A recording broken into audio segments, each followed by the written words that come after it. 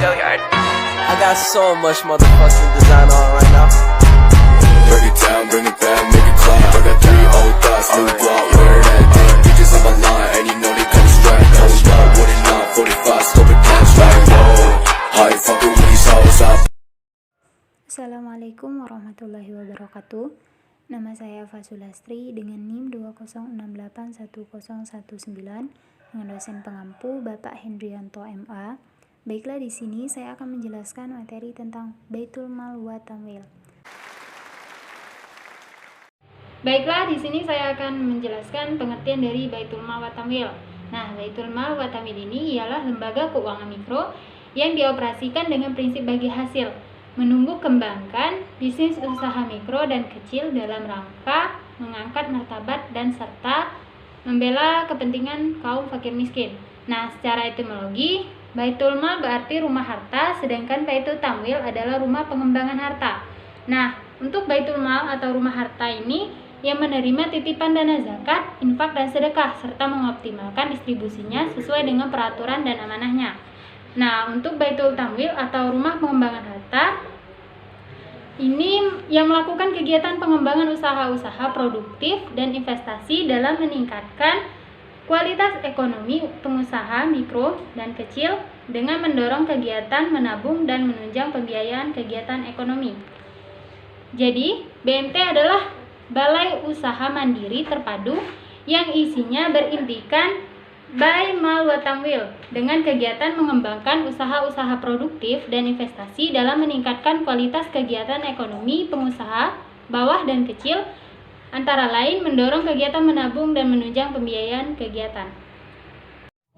Nah, selanjutnya ada peran dan fungsi dari BMT. Yang pertama yaitu mengembangkan kemampuan potensi ekonomi anggota. Dan yang kedua, meningkatkan kualitas SDI atau sumber daya insani anggota menjadi lebih profesional dan islami sehingga semakin utuh dan tangguh dalam menghadapi persaingan global. Nah, yang ketiga, menggalang dan memobilisir potensi masyarakat dalam rangka meningkatkan kesejahteraan anggota. Yang keempat, menjadi perantara keuangan atau financial intermediary antara aghnia sebagai sahibul mal dengan du'afa sebagai mudorib, terutama untuk dana-dana sosial seperti zakat, infak, sedekah, wakaf, dan hibah.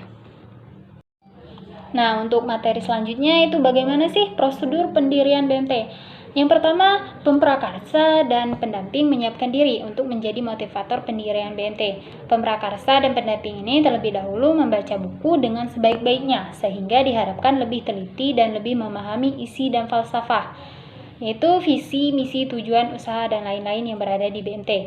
Nah, setelah ide ini berkembang dan direspon oleh lebih dari satu orang aktivis atau motivator, cara yang kedua yaitu carilah dukungan tambahan yang lebih besar, misalnya dari tokoh masyarakat seperti imam masjid atau ulama. Nah, untuk yang ketiga yaitu mendiskusikan lebih lanjut mengenai BMT dan kegiatan tindak lanjutnya. Sasaran pertemuan ini untuk membentuk sebuah tim atau panitia penyiapan pendirian BMT. Selanjutnya yang keempat, rapat pendiri untuk memilih pengurus BMT, ketua, wakil ketua, sekretaris, dan anggota. Bila perlu, upayakan pengurus dari orang yang memiliki pengaruh, memiliki dasar kemampuan untuk mencari dukungan dan diterima oleh masyarakat banyak. Nah, dan yang kelima, pengurus yang terpilih segera mencari calon pengelola BMT, yaitu lulusan S1 atau D3, yang selain berkemampuan intelektual yang memadai, juga kuat landasan iman dan akhlaknya. Dan untuk yang keenam, dilatih dan dimagangkan oleh Pinbuk setempat selama 2 minggu sehingga menjadi tenaga pengelola profesional BMT. Nah, selanjutnya prosedur yang ketujuh. Pengurus bersama pengelola melaksanakan persiapan-persiapan sarana kantor dan ATK serta formulir atau berkas administrasi yang diperlukan sebagaimana yang distandarisasikan oleh Pinbuk. Nah, yang kedelapan, BMT ini sudah siap beroperasi. Selanjutnya yang kesembilan atau yang terakhir, pengurus bersama pengelola BMT membuat naskah kerjasama kemitraan dengan Pinbuk setempat. Nah, itulah prosedur dari pendirian BMT. Selanjutnya, kegiatan usaha dari BMT. Nah, dalam operasionalnya, BMT dapat menjalankan berbagai jenis kegiatan usaha, baik yang berhubungan dengan keuangan maupun non-keuangan. Nah, adapun jenis-jenis usaha BMT yang berhubungan dengan keuangan dapat berupa yang pertama yaitu setelah mendapatkan modal awal berupa simpanan pokok khusus, simpanan pokok, dan simpanan wajib sebagai modal dasar BMT. Selanjutnya, BMT memobilisasi dana dengan mengembangkannya dalam aneka simpanan sukarela. Nah, yang kedua yaitu kegiatan pembiayaan atau kredit usaha kecil mikro, yaitu pembiayaan mudharabah, musyarakah, murabahah, baik bisaman, ajil, dan qard al-hasan.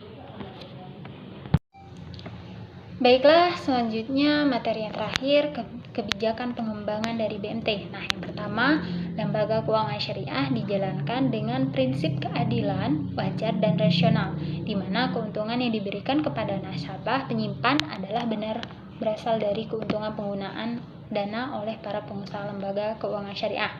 Nah, yang kedua, lembaga keuangan syariah mempunyai misi yang sejalan dengan program pemerintah, yaitu pemberdayaan ekonomi rakyat, sehingga berpeluang menjalin kerjasama yang saling bermanfaat dalam upaya pencapaian masing-masing tujuan.